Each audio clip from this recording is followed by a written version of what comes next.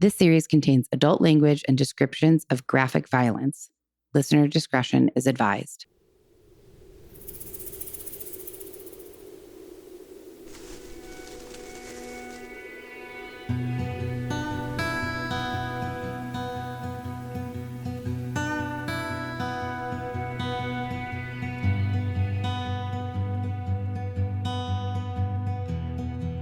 Okay. Hello. Hello.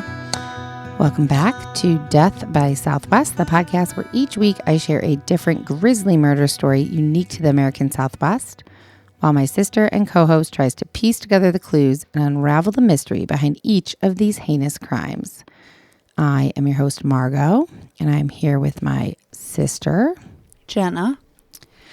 And this is episode 25, part 2 of The Toy Box Killer. And for those of you who don't remember, though I'm not sure how you could forget this horrific story, this is one of the most twisted crime stories to ever come out of the Southwest. It is the story of David Parker Ray, who has been dubbed the Toy Box Killer. His heinous crimes spanned over 4 decades, leaving a trail of victims and unimaginable horror across New Mexico. And in these episodes about the Toy Box Killer, we are diving into his dark psyche, taking a chilling look at the shocking depths of his depravity and the unsuspecting victims who fell into his clutches. But we're going to start off with something a little bit more light, because this was pretty heavy last time and will be a bit heavy probably again. But we're going to keep it light in the beginning. So I did ask on Instagram today if we had any listeners had questions. We got a couple, so I'm going to ask you some of those.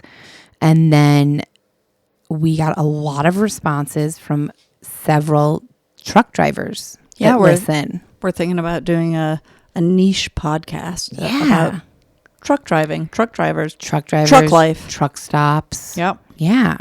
So if we have any, we have, I think, 4 people that I've spoken to through various social medias who drive trucks, and all of you guys have been super helpful. I'm going to share some of your responses because Jenna asked a bunch of questions about truck drivers it was on the bonus or on the actual episode. I can't remember. Yeah. What spurred this all? I think someone reached out who was a truck driver, and you had said like, "Oh, I'm so intrigued by it. I have a bunch of questions." Do they pee in bottles? Right. Yeah. Yes. So since we've already done the sense of place on truth or consequences and Elephant Butte, we are just going to, at the beginning of this episode, cover some of this truck driver response that we've gotten. Let's hear it. I also was thinking, again, I know we always talk about the comments. I think it's important to share both the good ones and the bad ones. We got not a great one, I don't know, Monday, where someone commented on Apple, just reading, boring, not good. Yeah. And I thought, it's true. In the sense of place in the like the first handful of episodes, I don't know, I tried to make them trivia questions and kind of more interactive instead of me just kind of telling you about a place. You're saying like the first handful that we ever recorded. Right. Yeah. Like, I don't know, the first 10, 15 episodes, I think maybe, I don't know if I made more of an effort to make them trivia or it just kind of came, I'm not sure. Or maybe you fell off of the trivia because I never knew any of the answers. Maybe that's true. I don't know. But I think I do recognize that. And that's why the not great comments, I think, are helpful sometimes, because it causes me to like look back and be like, am I just reading out loud to Jenna? Like, could we do a better job of making this more something? But it's I think the purpose is informative, just to give a sense of place, essentially. Mm-hmm. Also, this goes back to not everyone's going to like parts of it or all of it or any of us. And because we got some comments whenever throughout this time that we've been recording that it's like the beginning is too long or too chatty. And if you trivia me, it's going to be too long. Well, and I've made an effort to, on every show notes now, I put the timestamps of how long, we do the sense of place from this time to this time, and then the actual episode starts. So the people who don't care for it can just fast forward and they know how far to go. But you're right. I was thinking that today, that we've talked about this a bunch. I know we're not for everybody. The podcast isn't for everybody, but seeing the real kind of contrast in reviews and comments. Some people are like, hate it. You guys are annoying. You banter too much, whatever. And then some people are like, I love it. This is the best true crime podcast ever. It's interesting. It's just interesting. It's kind of a reflection of real life. Wow. Not everyone likes me. That's true. Me neither.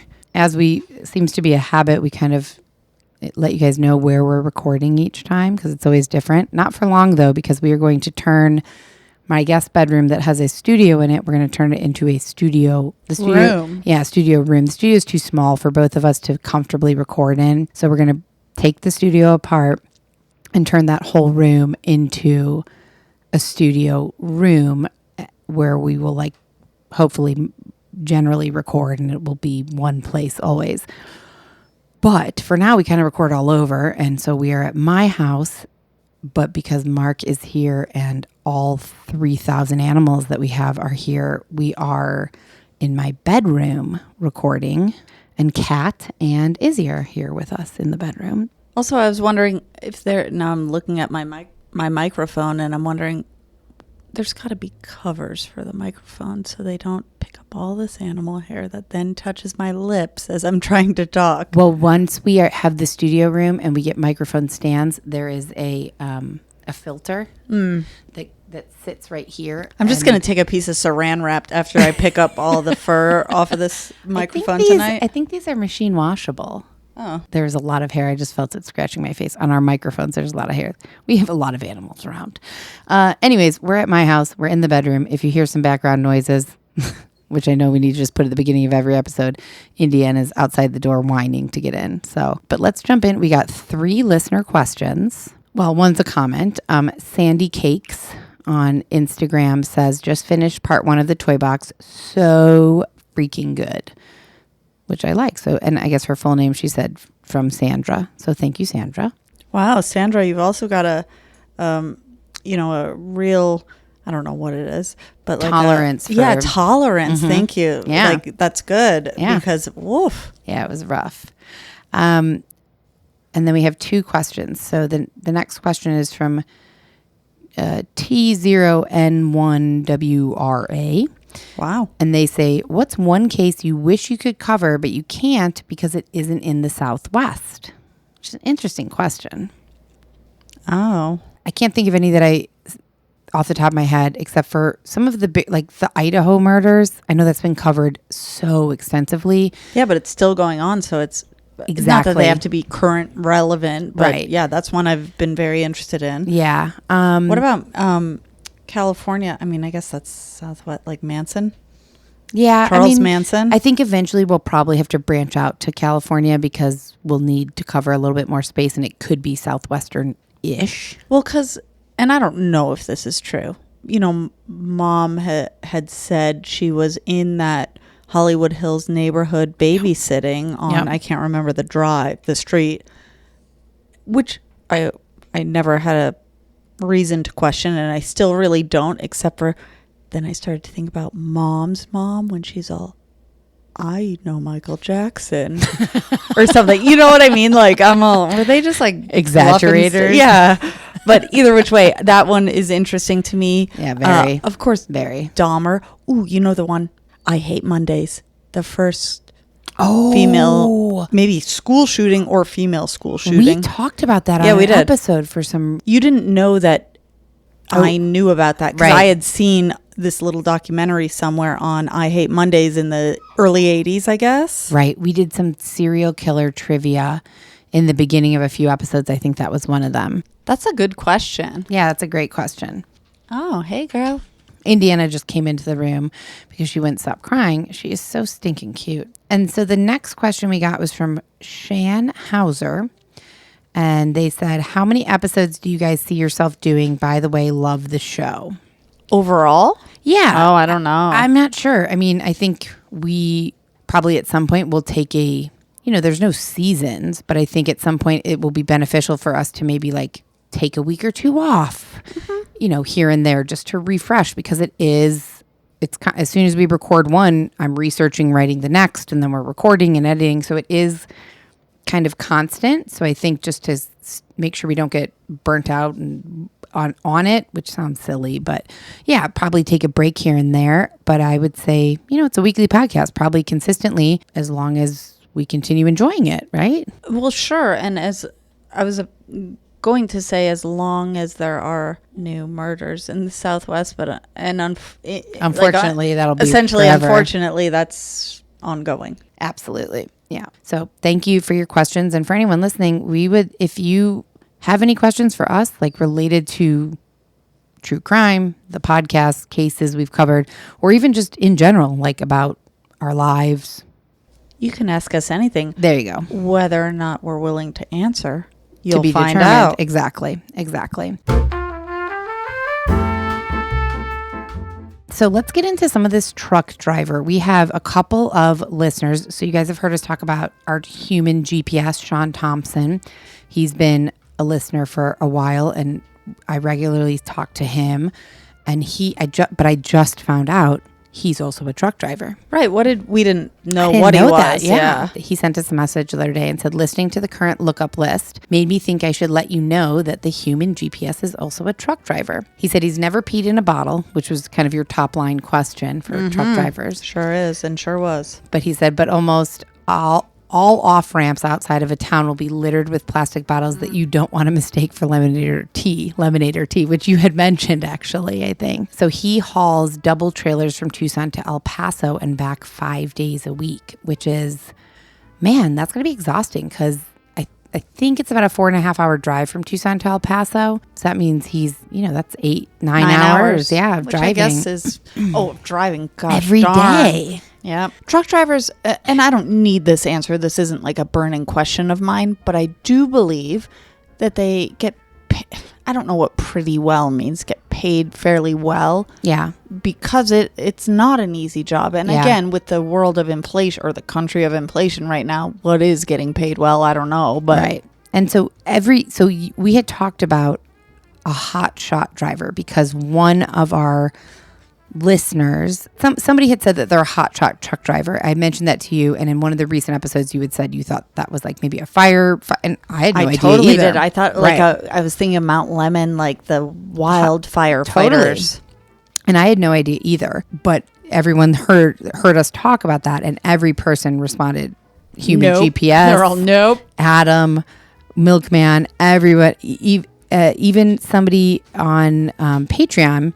And I'm going to totally butcher your name, so I apologize. Zeka. It's a really cool name, Zekah.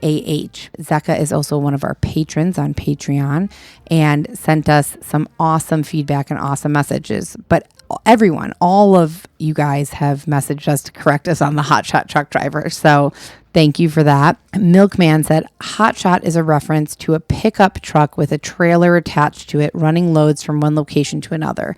Not a fire truck hotshot. That's another type of hotshot. Oh, okay. So maybe that's where my idea came from. It didn't come out of just nothingness. Sure. A fire truck hotshot. Yeah. Okay. And then Adam said, a hotshot trucker is someone who delivers crucial must-have items. So that kind of makes sense to me because a hotshot firefighter like goes in like really crucial emergency situations, And so Adam said, all I haul is power switches to build or repair electrical substations, things that are required to keep your lights on. He's run 60,000 miles since the end of January. Whoa. Yeah, it's a lot. But he said the power grid is expanding daily and demand for electricity will continue to go up.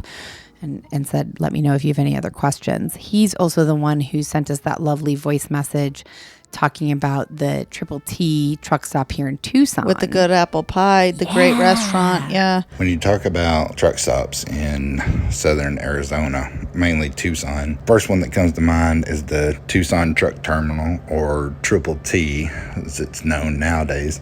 I think it was built in like the 60s, but it has one of the most amazing places to eat inside it, mostly serving breakfast, but they have amazing desserts, a deep fried apple pie. That is the only place really that when you come to come through Tucson that you have to stop and check out. I think me and Jen are going to try and go. I asked Adam if we could use his name. He said absolutely, and he's listening to the new episode on his way to Big Springs, Texas tomorrow. Now, Milkman, you had asked a bunch of questions. I think you just were kind of like rattling off questions on one of the recent episodes, and he answered all of them. So you asked about the peeing in bottles, which we've gotten several responses, but he said yes, some truckers use pee bottles instead of pulling off to the side of the road. And then you asked what he hauls. He says, I've hauled a lot of things, tankers from dairy farms to milk processing plants, finished products of milk to local accounts. This is why he's named Milkman. That's right. Okay. Well, I was about to say, like, that's an odd name. The last time I think we both said, like, my number one question is, why is that his name? Yeah, because I'm assuming now I know. Yeah, I'm assuming that's why. I mean, you had asked, how do they stay awake? He said podcasts and caffeine.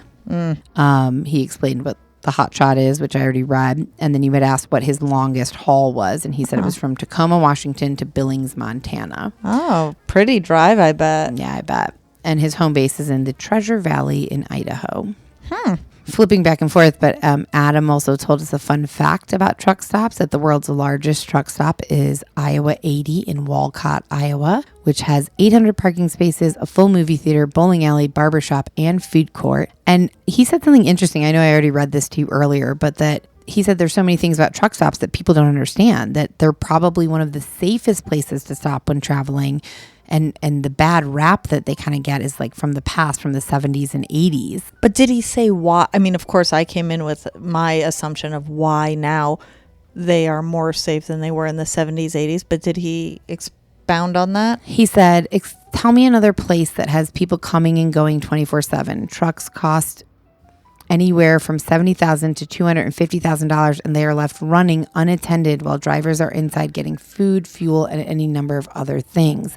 Meaning, like, if they're comfortable leaving their truck. Okay. I think as a woman, for me. Yeah, there it is. Yeah. Of course, anywhere, any place, shit can happen to anyone. But yes, that's what I was thinking of. Like, sure, maybe I'd feel comfortable leaving my truck, but maybe I wouldn't feel comfortable sitting in a truck alone for 2 hours, or sitting in my car alone, or going to pee in the like public restroom. That who I might knows? feel okay with that. I'm thinking of a rest stop. Yes, you are. Where there's no attendant, there's no gas station. Exactly, it's not bright lights once you walk in. Right. Sure, going to the restroom at a rest stop in the middle of Arizona between here and even Phoenix. No, that feels sketchy to me. Totally. If there's no one else there or one other person there, no, thank you. No, I'll pee in a bottle. And then the last thing I'll say about this, Zeka, I don't know how to say your name, so please let us know so I can pronounce it correctly, because this person has been super helpful, sent us feedback on our Patreon about what they'd like to see more, just all kinds of great information. And they sent us a message today saying, I wanted to chime in with a couple of things. Again, explaining the hotshot truck drivers, sent a picture, and then said that they really enjoy truck driving, though. He said, it gives me a reason to ignore my phone and eat pistachios, smoke cigars, and listen the day away with podcasts, music, and comedy. As drivers, we can drive up to 11 hours a day, then have to park for 10 hours before going again. So that at least guarantees a good night's sleep. And yes, a lot of drivers pee in bottles, some while driving. I have no issues peeing in a Ziploc bag during the night, because who wants to put on a shirt and shoes and walk a quarter mile to the truck stop bathroom to pee in the middle of the night? But I also throw mine in the trash. Sadly, a lot of drivers throw those pee bottles on the side of the road and into parking lots. And that can often get us banned. Anyways, I think we've probably covered enough on our truck drivers. But I do think that we're going to have to do a bonus episode on deeper into this and maybe find some cases that took place at truck stops or with truck drivers. And then as we keep talking about, we're not quite there yet still, but maybe have some guests on for a bonus. And I think we could have a truck driver special. Mm-hmm. Yeah.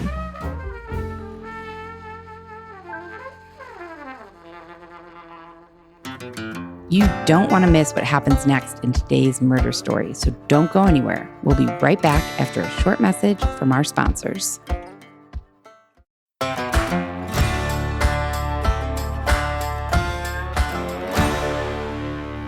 All right, right, let's get into this awfulness. Yeah, Jenna's a little bit tentative about this one. So we did our truck driver intro, and now we are going to jump back into part 2 of the toy box killer. If you recall, we left off with Cynthia Vigil. The last thing that I had kind of explained was that she had been arrested for cocaine possession, I believe, and she was awaiting trial, and she was still doing sex work at the time, and was in a parking lot in Albuquerque, New Mexico. A man offered her $20 for oral sex in his car, and when he handed her the money, she reached down to put it in her shoe. When she stood back up, he flashed a badge and said he's an undercover cop, and told her she was under arrest for solicitation of sex. And out of nowhere, his girlfriend kind of popped up and shocked her with a cattle prod. So that wasn't a real police officer. It was someone who was just saying they were so they could kind of catch her off guard. That is correct. It was David Parker Ray. And his girlfriend, which is Cindy. Okay, actual girlfriend, not daughter. Right. Remind us of daughter's name. Jessie, thank you. I think the last episode I explained all the horrible things that he explained that he was going to do to her. And the last thing I told you guys was that Cynthia was told that other women before her who had been in her same situation had died. And that's kind of where we left it. He also told her that she's just a pretty piece of meat, which that really, and again, I understand from what you've shared that these are kind of like the least horrific parts of it. Yeah. And still horrific. So he also explained to her that she had to refer to him and Cindy as master and mistress. Whenever they asked her a question, she was to answer yes, master, yes, mistress, and failure to do so would result in punishment beyond, I guess, the punishment she was already enduring. And so for the preceding days after this night that she was captured and chained to the table, him and Cindy raped and tortured her using whips, medical instruments, electronic shock. They also invited their friends over and had them rape her while they watched. So they would even have their dog, which was apparently a very large, I believe, German Shepherd Rottweiler type dog, rape her with like an audience of them and their friends watching. It was kind of a sick source of entertainment, which I can't comment on. It turns the stomach. Yeah. Amazingly, Cynthia had kind of had the mental clarity and capacity even throughout all of this to recognize that if she had any chance of surviving, she needed to begin studying her surroundings, studying what they were doing, and listening to any conversations that she could possibly kind of eavesdrop on between David and Cindy. And that's exactly what she started to do. The toy box was one room. There was also where they lived, I guess, another room, and they would kind of transport victims between them. It gets a little bit hazy, which is why I didn't mention it before, because it's also horrific. It kind of doesn't matter, I feel like. But she began, when they would take her from one room to the other, she would actively try to notice things, notice what was on the walls, listen to what they were saying. And she noticed that there were rules posted everywhere. One rule that stuck out in her mind was never trust a chained captive. And she saw that rule, and that set off something in her that she knew her only chance of survival was to escape. She was never going to survive if she stayed there. So on the third day that she was captured, which was March 22nd, 1999, she had now been there for 3 days, Ray went to work at the Parks Department and left Cindy in charge of watching Cynthia. Sometime later that afternoon, Cindy got a phone call about a possible business deal. No idea what the business deal was, but it was something that excited her. Cynthia heard Cindy on the phone, very excited about a potential opportunity. And in that moment, Cindy, David's girlfriend, made 2 crucial mistakes. She left the room, left the toy box, and left Cynthia alone. And she left the keys to Cynthia's chains and padlock nearby within visual range. She didn't think she could reach them. She didn't think she could, and she couldn't. Cynthia couldn't reach them initially, But Cindy was gone for long enough that Cynthia saw the keys and was able to slowly kind of move her body to move the entire contraption that she was restrained in, nudge it. She kind of like inched it. I'm making arm movements right now that obviously no one can see, but like she was kind of like moving her body like this, and it would centimeter move. By centimeter, exactly. Or half an inch by half an inch. Exactly. And so she did that quietly and continuously until she was able to reach the keys. She got the keys and, her hands were shaking. So she's trying to unlock these restraints. She has a padlock around her neck. She's rushing to get them off because she has no idea when Cindy's coming back in the room.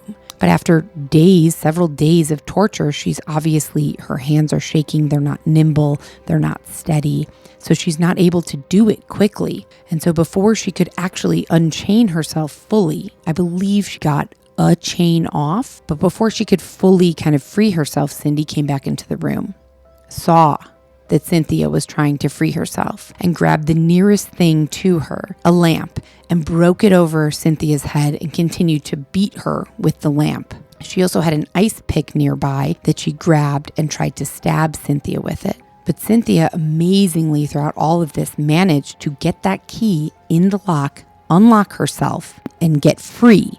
She kind of simultaneously was able to free herself from being chained to this table, and then grab the ice pick from Cindy and stabbed Cindy in the neck, which Cindy immediately went down. And Cynthia, completely naked with a giant dog collar and padlock around her neck and 4 feet of chain attached, ran out of the toy box. But the chains had come undone. So she had gotten them off of the table. Extra heavy. It's an extra 100 pounds almost, probably. Totally. And she just ran. She just took off and ran.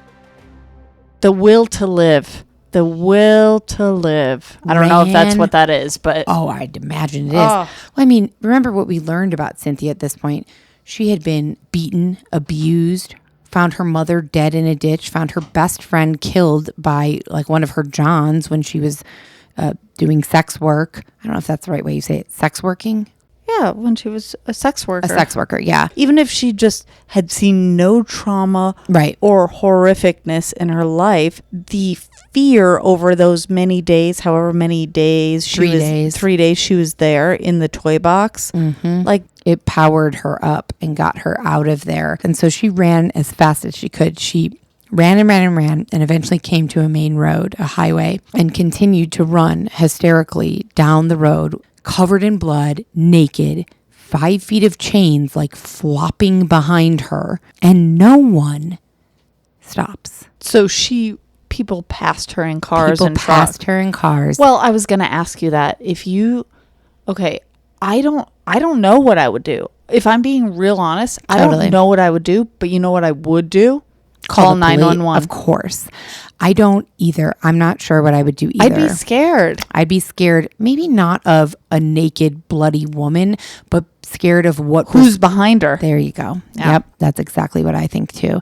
And I want to get involved because I want to help her, but I also want to survive and not get involved. Yeah. And that's, I would imagine, how most people feel. Yeah. So I can't necessarily fault those people who drove by, but many people apparently drove by. Did anyone call 911, or you may not know that? I don't know, but I do know that at a certain point, she realized no one's going to stop for her. And she saw a mobile home with lights on and ran straight to the mobile home, didn't knock, went straight through the front door, like opened the door, ran As in. she should. Yeah. The home belonged to a woman named Darlene Breach.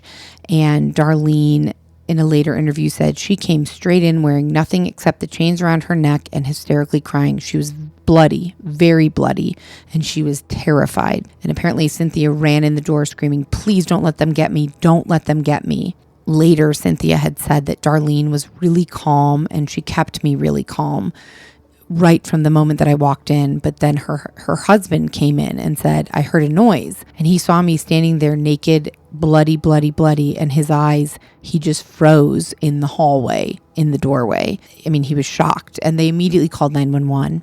When police arrived, Cynthia told them the location of the trailer, but another group of officers was already headed there because a 911 call had come in from the toy box. While Cynthia was running and finding, solace at this trailer, another 911 call came in, but it never was completed. The caller hung up, and the dispatcher thought from that call like a struggle took place, so she sent police out there. That call came from Cindy, we can assume, who had been stabbed with an ice pick and was struggling. She was calling to save herself. Yes. Cynthia soon found herself in a hospital bed, trembling, traumatized, but alive. And she somehow found the courage to reveal all of the unbelievable horrors that she had endured over the past 3 days. And the evidence of this torture. It was etched on her body: bruises, burn marks inflicted through the electrical shocks, cuts, I imagine like vaginal wounds. Absolutely. Anal wounds. Absolutely. Oh. Yeah. So the hospital staff meticulously captured all of this through photographs, which completely validated everything that she was already telling authorities. The details that she divulged were just so grotesque, so twisted, that even some of the most seasoned investigators on this case who were on the force were questioning, like, this can't be real. This is so horrific. This woman has to be exaggerating. Most of them later gave accounts saying, like, we'd never heard anything it seemed like it was a movie. This couldn't be possibly true. Again, I'm not in law enforcement, so I get that this is the most horrific thing that they'd ever heard. But to me, would your mind go to she might or must or possibly is making this up? Or to me, it's like, it's so horrific. How could someone make it up? I could see both sides of that. Yeah. I'm not and never have worked in law enforcement, but I'd imagine you get, what's the word? Like a thick skin. Thank you. A thick skin. Thank you. And you hear horrible things, but maybe nothing this horrific. So maybe they were thinking, well, the drugs, she was imagining things, she hallucinating. Exactly. And then also I can see it completely the way you said, that this is so horrible. Who could ever make this up? And obviously something happened to her. If she was in a hospital and they did like a vaginal exam or all the exams, something happened to her, even if they didn't believe the extent of it. Right. Like, yes. Shit happened to her that I guess someone could do it all to themselves, but likely not. Yeah, no, I think they believed her, but they were wondering, like, could a nightmare to this extent truly exist? And the only way to kind of find out the truth beyond what she was telling them was to launch a comprehensive search and dig into everything that was at this toy box, that was at this location where she said that she had been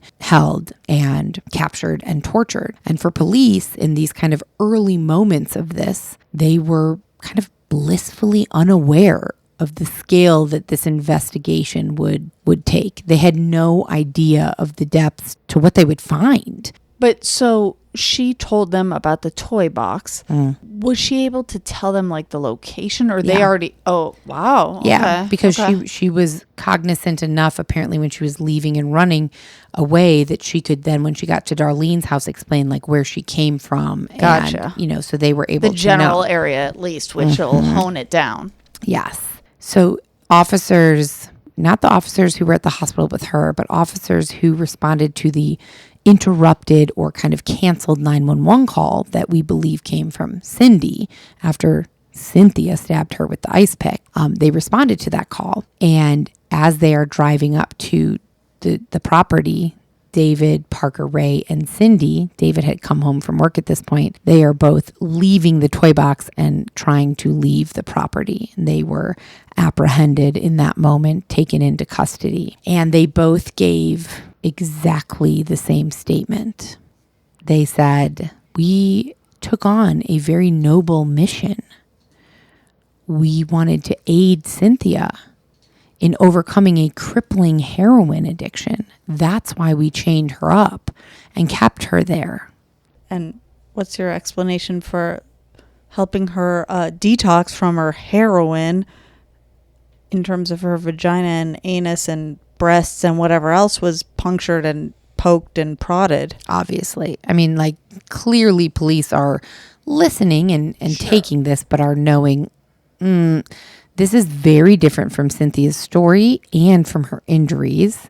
So police clearly had a sneaking suspicion, I'd say more than a sneaking suspicion, that something is off and we need to investigate this further. Because at this point, it's a he said, she said. They haven't, initially they hadn't acquired a warrant to search the toy box and look into David and Cindy's backgrounds and stuff, but that all came. They knew they had to do that, and they did. So they performed a background check on David that revealed his employment as a mechanic within the state parks department, which was an occupation that granted him unrestricted access to vast stretches of state land, which initially they thought, well, this detail, who cares? No big deal. But as they got deeper into this, it started to raise more alarm bells and kind of like came across as concerning.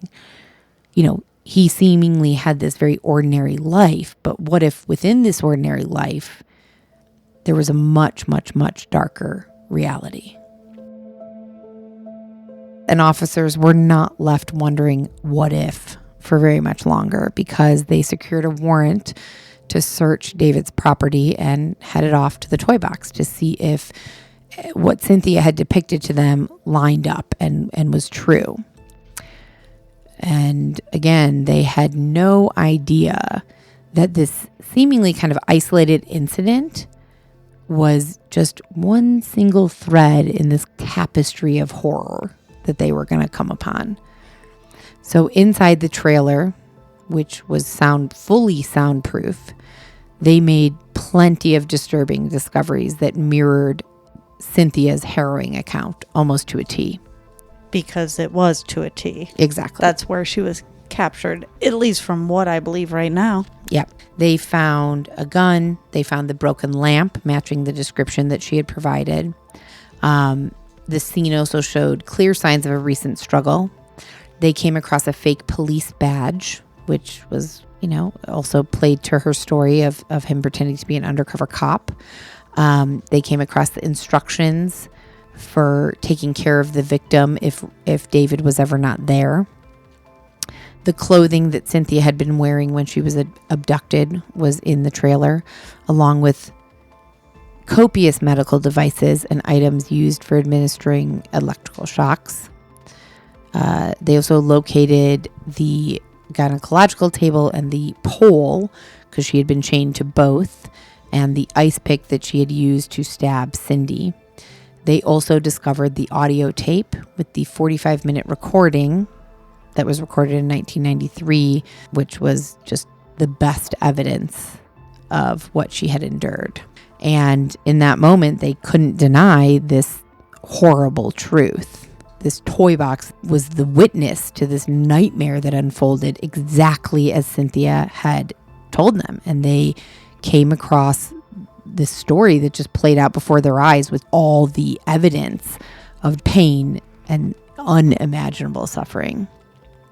And they got an entire team out there, FBI, everyone. They had everybody that they could out there to very carefully collect evidence from the trailer and continued to find, everything we've mentioned: whips, chains, pulleys, straps, clamps, leg spreader bars, surgical blades, saws, detailed diagrams across the walls showing different ways of inflicting pain. Rules, exactly. There was a homemade electrical generator to electrocute victims with like a higher shock than is normally allowed. Elaborate contraptions such as a fur-lined coffin and a makeshift pillory. What's a pillory? A pillory is a wooden framework with holes for the head and the hands. It's where people were imprisoned and exposed to public abuse in, many, many years ago. Kind of medieval times. Yes, exactly. Sounds like almost what happens before you go in the guillotine. Exactly. Yeah. Yes. There were elaborate locks, to prevent David's captives from escaping. There was a mirror mounted to the ceiling above the obstetric table where he strapped his victims. They also found a videotape from 1996 that was a recording of all of the abuse and sexual assault that Kelly Garrett endured. The victim who, if you recall, police didn't believe her and her husband didn't believe her and divorced her because he thought she was cheating when she was actually abducted. They also came across a twisted playbook that David had written for how to handle a sex slave. It outlined the necessity for using bondage. The neck collar symbolized an inescapable fate. Psychological torment was an important role in this, which included using a blindfold and a slow, methodical approach to torturing victims. Verbal abuse was part of every action, as well as strategically positioning the victim in different positions. In the pillory, on the table, in the coffin, all the different places. Different positions in which to assault the victim. Yeah. And the importance of detailing everything that was about to happen in order to keep the victims from thinking too much, to just keep them horrified, is what he has in this notebook. This playbook stressed the importance of maintaining an unsteady footing, both mentally and physically, and keeping victims in a perpetual state of stress, keeping them off balance. The objective was to break the victim's will, rendering them compliant and obedient. It also included a list of 16 techniques for manipulating and brainwashing, including isolation, fear tactics, abuse, and sporadic acts of kindness. A calculated approach to mold the victim into a pliable slave, leaving her on edge and uncertain of what awaited her next. There was evidence, although potentially not enough evidence, but evidence of multiple murders in the diaries that David kept and detailed the brutal slaying of many women over the years. He kept journals meticulously and wrote about everything he was doing. He only attacked women. Mostly. Oh, okay. Authorities also uncovered hundreds of pieces of jewelry, clothing, and other personal effects that clearly were not from one, hundreds. This is jewelry and clothing from many, many women. Like he kept them as tokens or whatever. Yep. That's the wrong word, but what they found in this trailer was enough to inspire a complete search of the property. And they did search the property thoroughly. I'd hope so. And found multiple bone fragments that ended up being from animals, unfortunately, and not humans. They had over 100 agents. The FBI had over 100 agents on this case and extended the search into Phoenix, Tucson, El Paso, and Juarez, Mexico. They also brought in the BAU and used behavioral analysis profilers because they were trying to understand this man who potentially had been doing this for decades, and they had no idea for decades.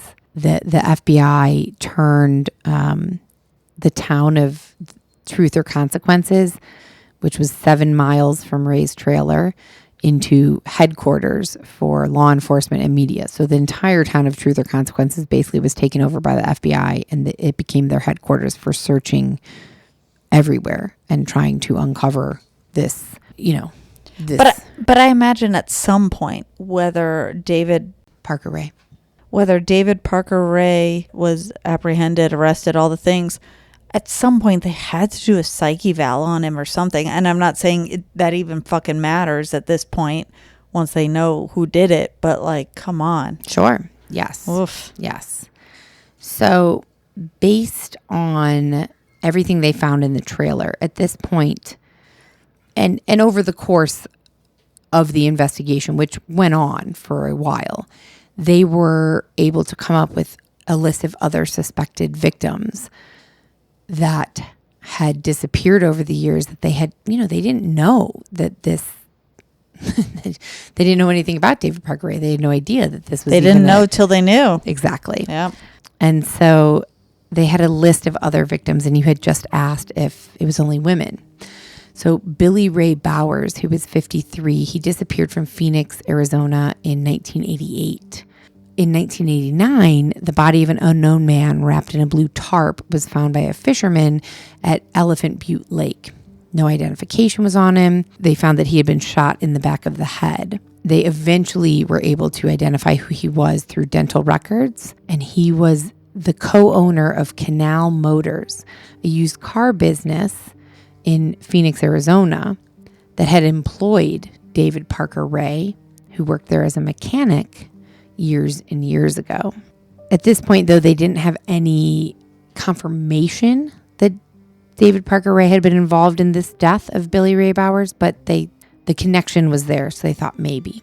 22-year-old Jill Suzanne Troya was last seen in Albuquerque, New Mexico in 1995. She had gone to a bar with friends and then went with her girlfriend, Glenda Jean Jessie Ray, when they left the bar to go to a restaurant. There were several witnesses at the time that had reported that Jessie and Jill had an argument, but Jessie later told police that she left Jill at the restaurant and went home with her father, David. Did you not start this? Didn't I know that? Did you not say that at one point?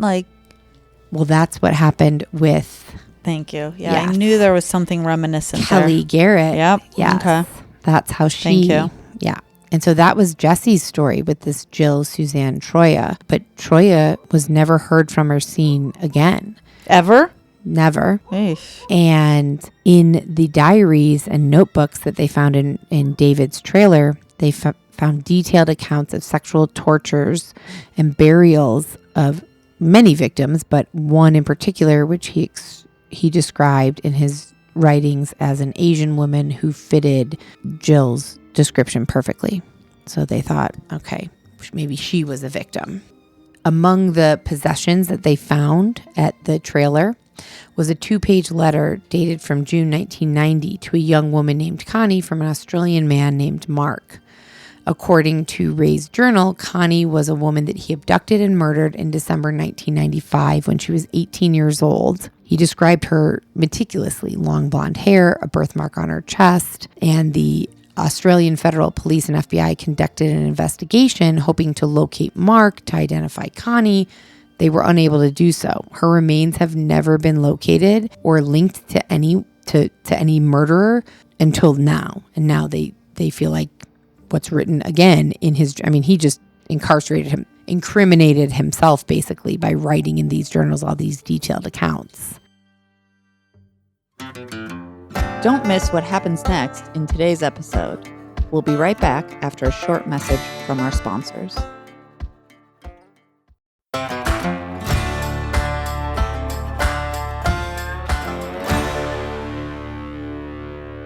They still didn't find her remains necessarily. No, there's not concrete evidence at this point, but they're drawing except all these the concrete evidence to me, which I get right. Maybe doesn't stand up in a court of law. Exactly. They're But drawing all the connections though, and there were more.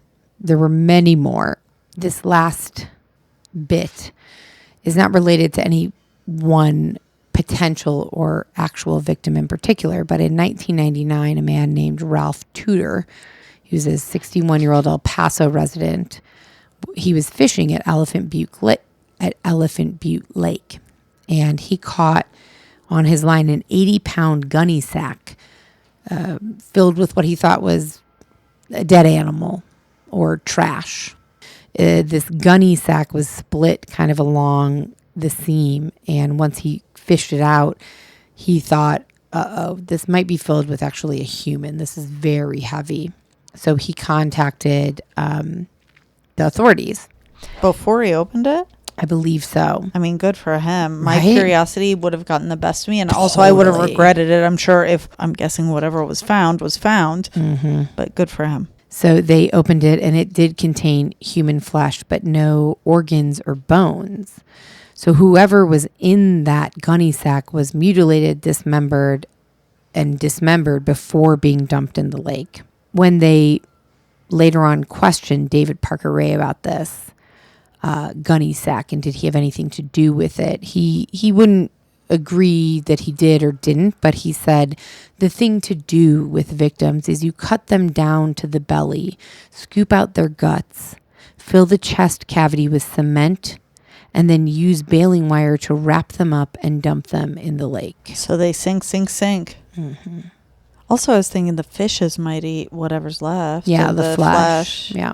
Although yeah. flesh was found, I'm sure it's like DNA remnants of flesh. Well, the DNA that they identified from that gunny sack, the remains as they were in that gunny sack was identified as a female, but not linked to any reporting missing woman. They can never identify who it was. At this point, David Parker Ray and Cindy Hendy are both arrested and detained, and they were charged with 12 counts each. Counts that included kidnapping, aggravated battery, and conspiracy, but did not include murder in any way. They cannot officially link them to any murders at this point. So this is all that they can hold them on. Okay, like aggravated assault. Right, okay. Aggravated battery, kidnapping, aggravated battery, and conspiracy. I mean, to me, that my mind went, what the fuck? Yeah. What? So what? What? What?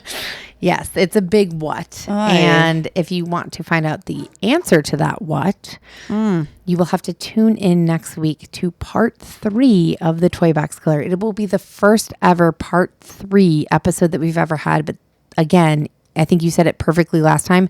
This is a heavy, heavy story. And that's it. It's heavy. You take it piece by piece. Piece I mean, by piece. This is all my little head and heart can handle right now.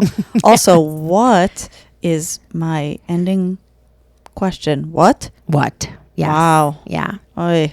So we will, you can hear Henry maybe outside the door. He's pretty upset about it too. He's had enough for his head and his heart. He has. So we will end it here and say thank you for listening. And I think more than ever, we need to hear what you always say. Good night and good luck. And I'm also going to say my other one, hug your loved ones. That's Gosh. that's the one I was talking about. This is a lot. And also everyone go like cleanse your energy, however you do that, whether it's like go outside, have a bath, have a cocktail, stretch your arms, visualization, Play meditation, with your animals. Pet your animals, hug your loved ones. Yeah. Woof. Let's end it there. Thank you guys for listening. We will be back with a bonus, whenever we come out with Monday. And then the third. And then part 3 will be Tuesday. But part 2 will be... Okay, that doesn't matter. Yeah. She'll figure it out, guys. I'll try to. Again, thank you for listening. And I just want to say, please keep sending us your questions, podcast related or not. And we love you guys. And that's it. Bye. Bye-bye. Bye. Death by Southwest is hosted by Jenna Schneider and Margot Carmichael. Executive produced by Margot Carmichael. Produced by Jenna Schneider. Audio editing and sound design by Margot Carmichael. Music by Soundstripe. And a special thanks to Edward R. Murrow for letting us borrow his famous sign-off phrase, good night and good luck.